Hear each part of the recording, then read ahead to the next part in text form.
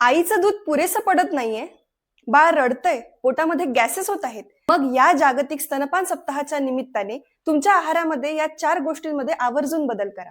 Number 1, आहारामध्ये ओवा आणि जिऱ्याचं प्रमाण वाढवा.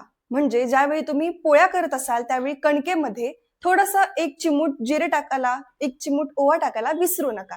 याने काय होईल तर पचनशक्ती सुधारेल, पोटामध्ये दुखणे, पोट डंबरणे, पोटात गॅसेस होणे यांसारख्या ज्या तक्रारी आहेत त्या आईच्याही कमी होतील आणि त्यायोगे त्या बाळाच्या सुद्धा त्या तक्रारी कमी व्हायला मदत होईल.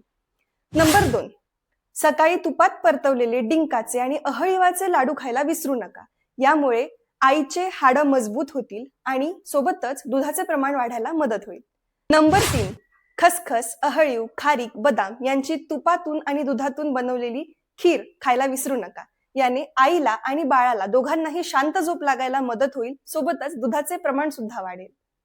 आणि नंबर 4, असं म्हणतात समानाने समानाची वृद्धी होते. त्यामुळे बाळाला पाजण्या अगोदर आईने स्वतः सुद्धा अर्धा कप दूध घ्यायला विसरू नका. त्यामुळे दूध चांगल्या प्रकारे निर्माण होते आणि बाळाचं पोटही भरतं. बाळाचे आणि आईचे आरोग्य चांगले राहण्याकरिता अशाच आयुर्वेदिक टिप्स हव्या असतील तर या चॅनलला फॉलो करायला विसरू नका आणि हा व्हिडिओ जास्तीत जास्त नवमातांना आणि ज्या आता नवीन आई बनणार आहेत त्यांना पाठवायला विसरू नका. धन्यवाद.